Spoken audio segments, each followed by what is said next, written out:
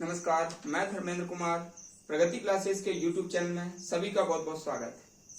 आज से प्रगति परीक्षा टॉप 10 प्रश्न ये सीरीज शुरू हो रही है और इसमें 10 ऐसे प्रश्न होंगे जो सभी एग्जाम में जिनकी महत्ता है, आने लायक हैं और इनकी व्याख्या सहित कई प्रश्न बन जाएंगे। और ये प्रगति परीक्षा टॉप 10 प्रश्न सफलता सरलता के नाम से ये पहचानी जाएगी। और देख लेते हैं टॉप 10 प्रश्न एग्जाम की दृष्टि से। तो सभी एग्जाम में वे आए हुए हैं और एक्सप्लेन करके इसके विस्तार करेंगे। तो देख लेते हैं। सबसे पहला प्रश्न है, रानी लक्ष्मीबाई राष्ट्रीय शारीरिक शिक्षा संस्थान की स्थापना कब हुई? ठीक है, तो जो लक्ष्मीबाई शारीरिक शिक्षा संस्थान ये स्थापना हुआ था लक्ष्मीबाई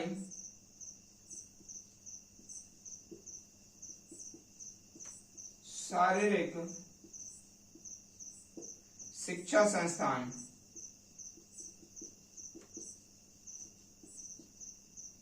इनमें से स्थापना हुआ था 17 अगस्त 1957। ठीक है, स्थापना याद रख लेना 17 अगस्त 1957।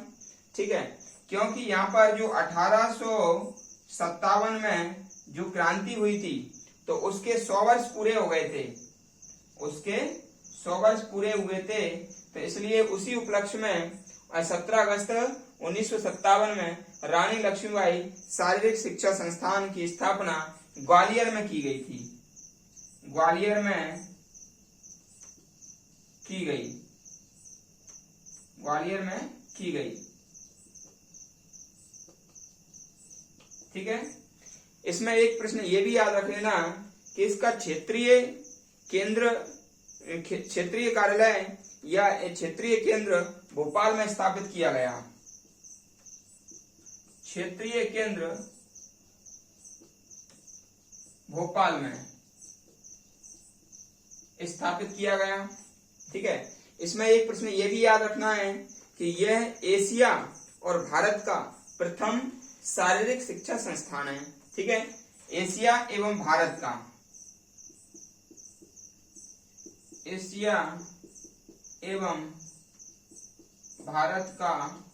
प्रथम संस्थान है। ठीक है, तो ये हमने देखा पहला प्रश्न है जो एक्सप्लेन किया गया है। ये पहला प्रश्न है कि लक्ष्मीबाई राष्ट्रीय शारीरिक शिक्षा संस्थान कहाँ है। यह प्रश्न आ चुका है एमपीपीएससी में। ठीक है, अब इसका जब मैंने विस्तार किया, व्याख्या किया, इसको एक्सप्लेन किया तो इतने सारे प्रश्न बनते हैं। इसलिए ये जो प्रगति परीक्षा टॉप 10 प्रश्न है काफी मूल्यवान साबित आपके लिए होगा। ठीक है, इसमें मैंने बताया एशिया और भारत का प्रथम संस्थान है, ये शारीरिक संस्थान है और ये 17 अगस्त 1957 में स्थापित हुआ था। क्योंकि 100 वर्ष पूरे हुए थे, यानी कि एक शताब्दी हुई थी। 1857 की क्रांति की शताब्दी पूर्ण हो चुकी थी और ये ग्वालियर में इसकी स्थापना की गई और इसका क्षेत्रीय केंद्र भोपाल में स्थापित किया गया। तो ये हमारा पहला प्रश्न पूरी तरह से एक्सप्लेन हो गया। काफी प्रश्न इसमें से आने की संभावना है। ठीक है, देख लेते हैं दूसरा प्रश्न। तो दूसरा प्रश्न हमारा है, चंद्रशेखर आजाद का जन्म मध्य प्रदेश के किस जिले में हुआ? ठीक है, तो जो चंद्रशेखर हैं, चंद्रशेखर आजाद, ठीक है ना, तो ये क्वेश्चन नंबर 2 है। तो इसका एक्सप्लेन देख लेते हैं कि जन्म तो हुआ था 23 जुलाई 1906 में। ठीक है, 23 जुलाई 1906 में जन्म हुआ था और जन्म हुआ था तात्कालिक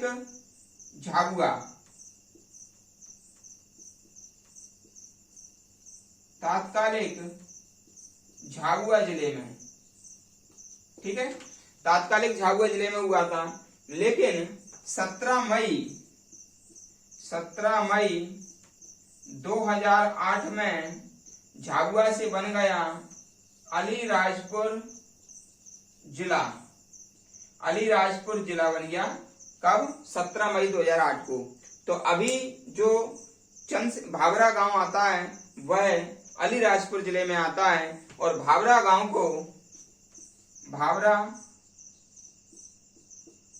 को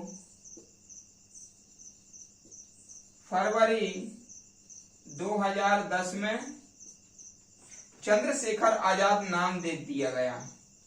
चंद्रशेखर आजाद नाम कर दिया गया। ठीक है ना। तो ये हमको याद करना है। ये प्रश्न नंबर हमारा दूसरा था कि चंद्रशेखर आजाद का जन्म कहाँ हुआ। तो चंद्रशेखर आजाद का जन्म तात्कालिक झाबुआ जिले में हुआ था, जो कि मध्य प्रदेश का जिला है। लेकिन झाबुआ जिले का 17 मई 2008 में अलीराजपुर उससे बना दिया गया। तो यदि ये पूछें कि वर्तमान किस जिले में आता है, तो उसका आंसर हो जाएगा अलीराजपुर। ठीक है। भावरा गांव जो है ना, अभी फरवरी 2010 में इसका नाम कर दिया चंद्रशेखर आजाद नगर। ठीक है। तो ये प्रश्न नंबर 2 से संबंधित जानकारी थी। ठीक है। तो देख लेते हैं प्रश्न नंबर तीसरा।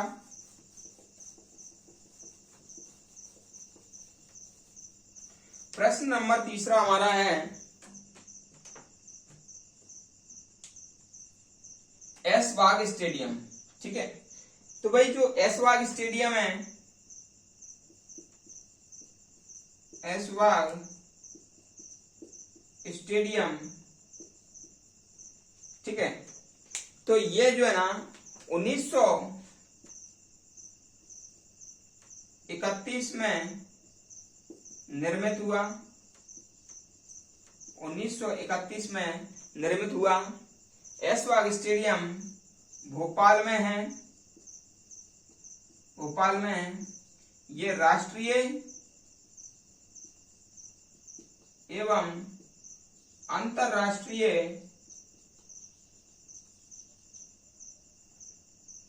खेल का मैदान है। खेल मैदान है, और ये हॉकी के लिए है। हॉकी का मैदान है, हॉकी का ग्राउंड है। ठीक है ना। ये जानकारी हमको इसमें रखना है। ऐशबाग स्टेडियम 1931 में निर्मित हुआ, भोपाल में है, और राष्ट्रीय अंतरराष्ट्रीय खेल यहाँ पर होते हैं, और ये हॉकी का ग्राउंड है भाई। ठीक है। ये प्रश्न नंबर हमारा तीसरा हुआ। नेक्स्ट प्रश्न देख लेते हैं। नेक्स्ट प्रश्न हमारा है संध्या अग्रवाल किस खेल से संबंधित हैं। ठीक है। तो जो संध्या अग्रवाल हैं, संध्या अग्रवाल ये क्रिकेटर हैं। ठीक है। मध्य प्रदेश के इंदौर में जन्म हुआ। ठीक है। भारतीय महिला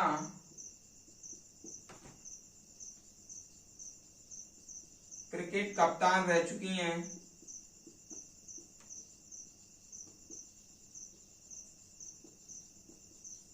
ठीक है। ये ध्यान रखना। संध्या अग्रवाल एमपीपीएससी में यह प्रश्न पूछ लिया गया है। फिर देख लेते हैं प्रश्न नंबर अगला है भोपाल गैस त्रासदी। ठीक है। तो जो भोपाल गैस त्रासदी है,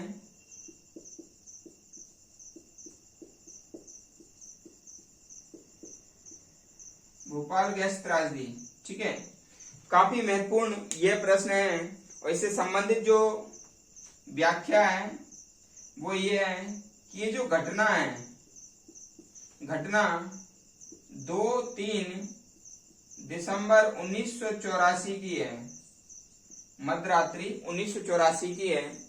और इसमें जो गैस थी वो गैस थी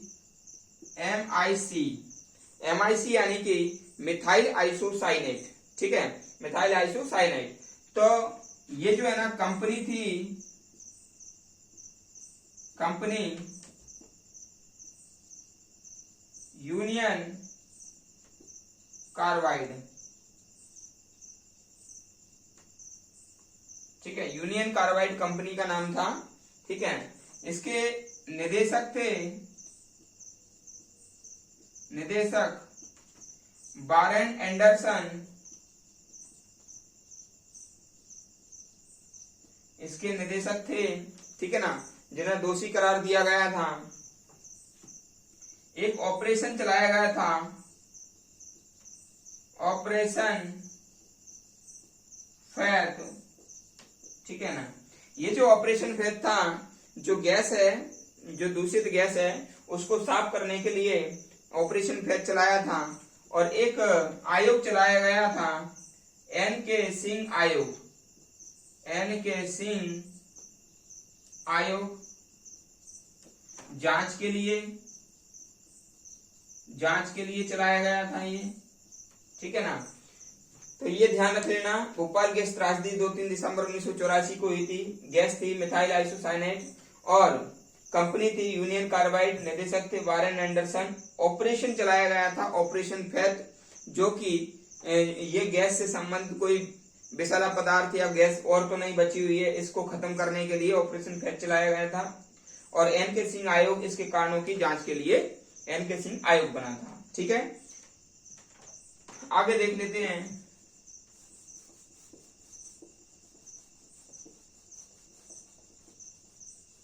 प्रश्न नंबर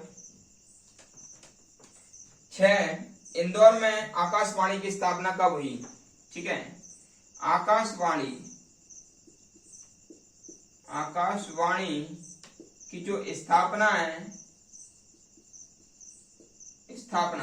ठीक है, ये प्रश्न आ जाता है कि जो इंदौर है, इंदौर में आकाशवाणी की स्थापना 22 मई 1955 को हुई थी। 1955, मध्य प्रदेश के बनने से पहले, ठीक है। इंदौर के बाद जो भोपाल में आकाशवाणी स्थापित हुआ वह 31 अक्टूबर 1956, ठीक है, ये याद रख लेना। दूसरा आकाशवाणी केंद्र कौन सा था? भोपाल, ठीक है। फिर है ग्वालियर, जबलपुर, ये दोनों ही 1964 में आकाशवाणी यहाँ पर स्थापित हुई थी, ठीक है। तो ये याद कर लेना आकाशवाणी से संबंधित। फिर देख लेते हैं प्रश्न नंबर है 7वां, मध्य प्रदेश की सबसे पुरानी यूनिवर्सिटी कौन सी है? ठीक है, मध्य प्रदेश की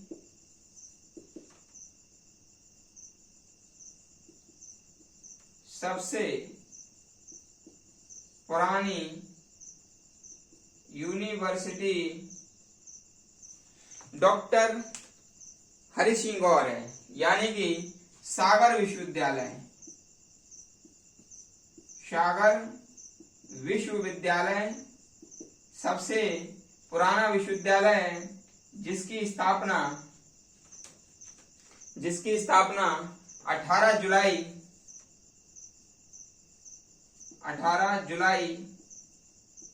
1946 को हुई थी, ठीक है ना। स्थापना कब हुई थी? 18 जुलाई 1946, ठीक है। लेकिन सागर विश्वविद्यालय देश का प्रथम निजी दान से बना विश्वविद्यालय है, ठीक है ना। निजी दान से बना हुआ ये पहला विश्वविद्यालय है जिसको किसी व्यक्ति ने दान देकर बनाया। ये देश का पहला विश्वविद्यालय इस प्रकार का। फिर बाद में इसका नाम, ठीक है, 1983 में डॉक्टर हरि सिंह गौर विश्वविद्यालय कर दिया गया, ठीक है। बाद में इसका नाम क्या हो गया? 1983 में क्या हो गया? डॉक्टर हरि सिंह गौर विश्वविद्यालय हो गया। और 27 मार्च 2008 में इसे केंद्रीय विश्वविद्यालय का दर्जा दिया गया। ठीक है ना, ये जानकारी हमको याद रखना है। ठीक है, कि मध्य प्रदेश की सबसे पुरानी यूनिवर्सिटी या सबसे पुराना जो विश्वविद्यालय कौन सा है, तो सागर विश्वविद्यालय है। ठीक है, तो सागर विश्वविद्यालय ये सागर में स्थापित हुआ था 18 जुलाई 1946 में, ये डेट याद रख लेना। ठीक है, फिर यह देश का प्रथम ऐसा विश्वविद्यालय है जो निजी दान के द्वारा बनाया गया था। ठीक है, इसके लिए हरि सिंह गौर ने पैसा दान दिया था, इसलिए बाद में ये सागर विश्वविद्यालय का नाम 1983 में हो जाता है क्या, डॉक्टर हरि सिंह गौर विश्वविद्यालय हो जाता है, और 27 मार्च 2008 को इसको केंद्रीय विश्वविद्यालय का दर्जा दे दिया जाता है अभी। ठीक है, अगला प्रश्न देख लेते हैं।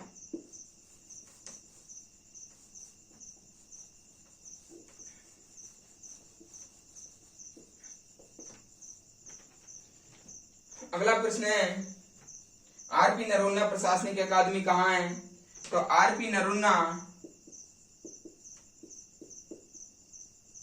ये अकादमी भोपाल में 1966 में ये अकादमी बनी थी। यहाँ पर राज्य सरकार के जो मध्य प्रदेश पीएससी के जो अधिकारी होते हैं, जो चयनित अधिकारी हैं, उनकी यहाँ पर क्या होती है, ट्रेनिंग होती है। ठीक है, तो ये याद कर लेना।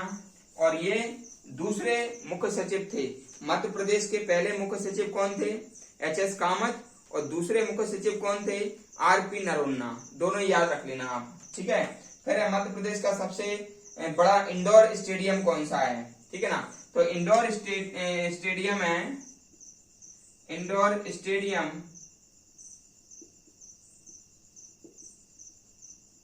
ठीक है ना, ये इंदौर में है। ठीक है ना, इसको कहते हैं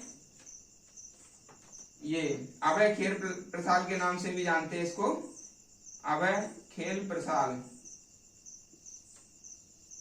के नाम से भी जाना जाता है। इसके लिए सबसे बड़ा इंडोर खेल स्टेडियम है, इंडोर खेल स्टेडियम। ठीक है ना, ये याद रख लेना। लास्ट क्वेश्चन है हमारा, इस सीरीज का लास्ट प्रश्न है हमारा, मध्य प्रदेश का राज्य खेल कौन सा है, तो राज्य खेल है, राज्य खेल मलखंभ है, मलखंभ।